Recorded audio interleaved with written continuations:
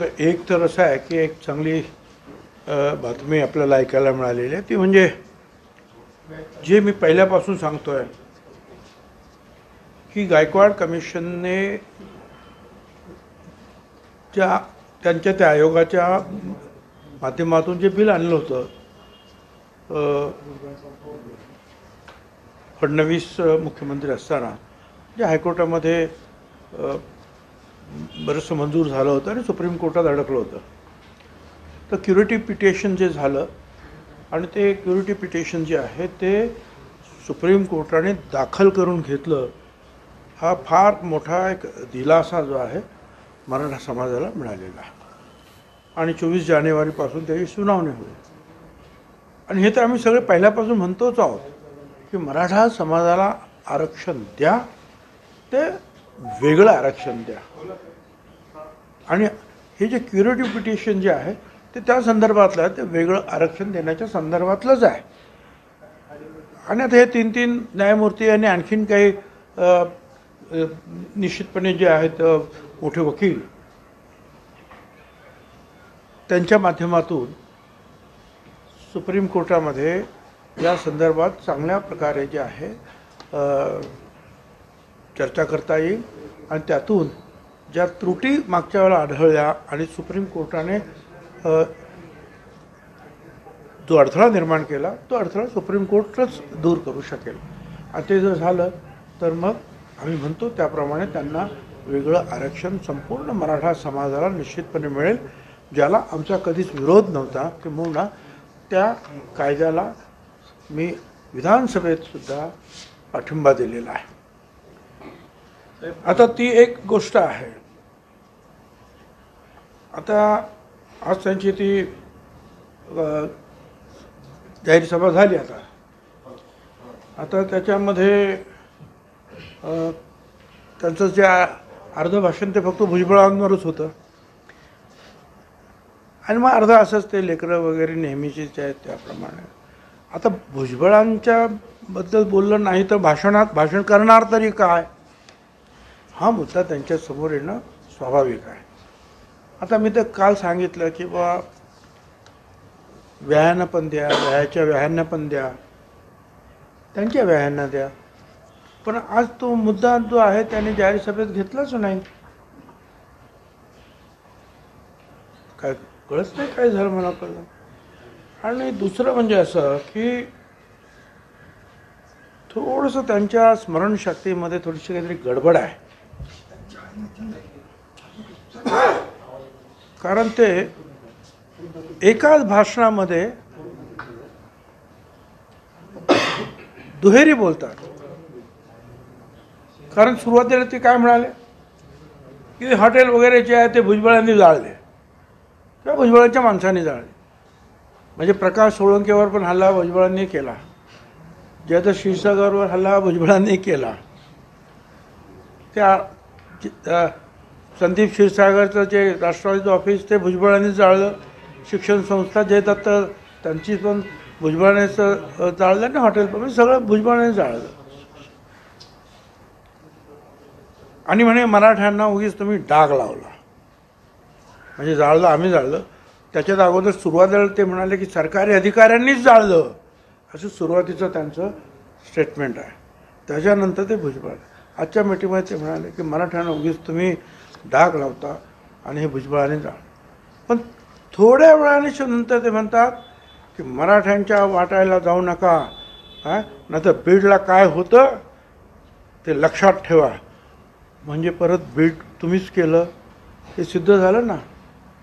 मराठ्यांच्या वाट्याला जर गेलात तर बीडला काय होतं, बीडला ते लक्षात ठेवा. याचा अर्थ तुम्ही डायरेक्टली कबूलच केलेला आहे की तुमच्या लोकांनी ते जे केलेलं आहे. त्याच्यामुळे त्यांनी थोडंसं जे आहे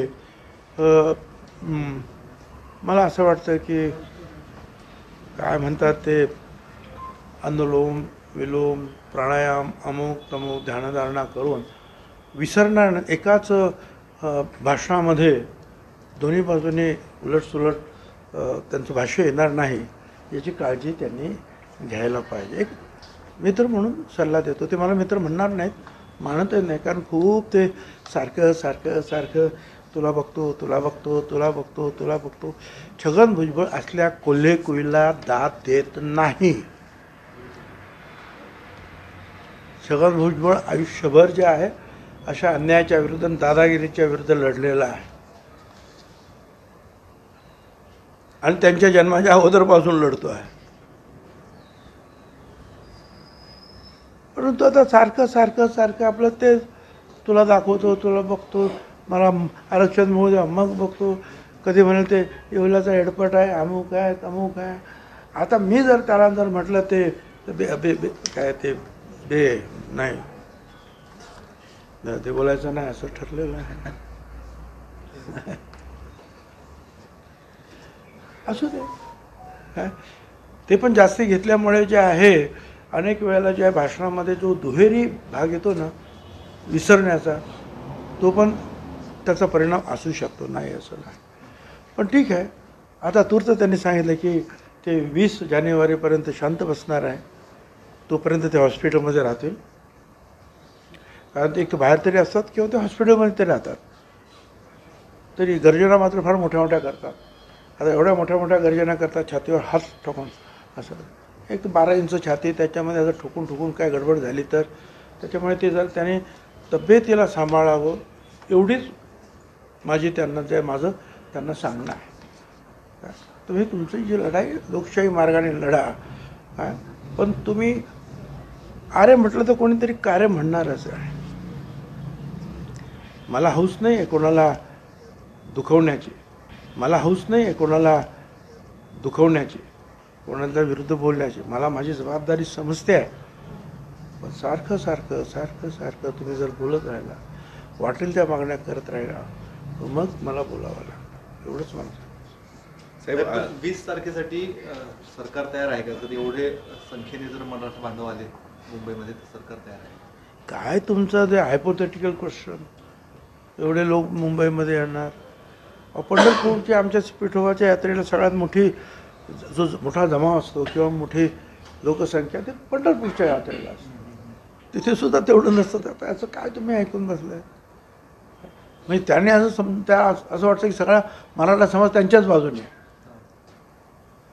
आणि त्यांचं गणित असं आहे की 6-7 कोटी मराठा आहे, म्हणजे 50-60 कोटी, म्हणजे 50-60% 50-60% मराठा आहे. त्याच्यात 54% मिळवले तर झाले किती? 114%. 3% ब्राह्मण, 117%. बाकीचे जे अनेक जे आहेत जैन धर्मी असतील, अमुक तमुक गेले 150%वर. त्यामुळे तर आम्ही म्हणतो की जनगणना करा कुठल्याही परिस्थितीमध्ये काय, मग यांना कळेल की यांची जी आहेत सगळ्यांची लोकसंख्या किती आहे आणि द्या ना मग त्या लोकसंख्येच्या प्रमाणामध्ये सगळ्यांना आरक्षण. माझं काही म्हणणं नाही, सगळ्यांना द्या हरकत. करा ना, जनगणना करा ना, जातगणना करा. जनगणना म्हणजे जातगणना. आता परवाच्या दिवशी सुद्धा जे आहे 2 दिवस ते झालं नागपूरला, त्यांच्या एका प्रवक्त्याने सांगितलं RSSच्या की जातगणना का करू नये. पण ताबडतोब दुसऱ्या दिवशी दिल्लीतून त्याचं एक्सप्लेनेशन आलं की ठीक आहे, त्याच्यातून जर काही चांगले फायदे होणार असतील आणि प्रश्न सुटणार असतील आणि वितंडवाद होणार नसतील तर जातगणना करा. तर माझं परत सांगणं आहे की जे मी 91 सालापासून समता परिषदेच्या माध्यमातून दिल्लीच्या रामलीला मैदानापासून मी मागणी करतो आहे की या देशामध्ये जातगणना करा, म्हणजे मग सगळ्यांना जे आहे कळून येईल. आणि तुम्हाला एकच सांगतो की या सगळ्या हिंदुस्थानमध्ये वेगवेगळ्या राज्यामध्ये कुठली तरी एक जात ही मोठी असते, मान्य, सिंगल एक जात. मग ती मराठा असेल किंवा पाटीदार असेल किंवा जाट असेल, कापू असेल, जी काय असेल, पण ती कुठलीही जात कुठल्याही राज्यामध्ये 16-17% वरती अजिबात नाही, कुठल्याही परिस्थितीत नाही. आता हे बाकीच्या आमच्या ज्या सगळ्या ज्या आता आपल्या ओबीसीच्या जाती, ह्या लहान लहान जाती आहेत, त्या 374 जाती आहेत. तो एक वर्ग आहे, क्लास आहे. 374 जातीचा एक वर्ग आहे. मराठा एक जात आहे, एक समाज आहे, म्हणून तो सगळ्यात मोठा आहे, हे मान्य आहे. पण ओबीसी 374 जाती मिळवल्यानंतर जे आहेत ते 54% होतात. बिहारमध्ये ते 63% झालेले आहेत. तर ते त्यांचं जे आता त्यांचा अभ्यास आणि त्यांचं गणित आणि त्यांची समज काय हा ज्याचा त्याचा प्रश्न आहे. हळूहळू त्यांचा अभ्यास होईल असं आपण समजून चालायला हरकत नाही. साहेब, मागे काही नोटीस देण्यात आलेले होते आणि त्या नोटीस संदर्भात कुणाला जर पोलिसांनी जे अटक केली तर पोलीस स्टेशनमध्ये जाऊन बसा आणि मंत्र्यांच्या घरी जाऊन बसा आणि तिथल्या लोकप्रतिनिधींच्या घरी जाऊन बसा, असंही त्यांनी आजच्या भाषणामध्ये जे आहे ते आव्हान केलेलं आहे. चालेल ना, लोकशाहीच्या मार्गानं जे आहे, जर कुठे कुणी अन्याय करत असेल असं वाटलं तर लोकशाही मार्गाने जे आहे काय तुम्ही मंत्र्याच्या घरासमोर बसा, आमदारांच्या घरासमोर बसा, पोलीस स्टेशनच्या शांततेनं बसा. त्यांची घरं पोलीस स्टेशन जाळू नका, शांततेनं बसा.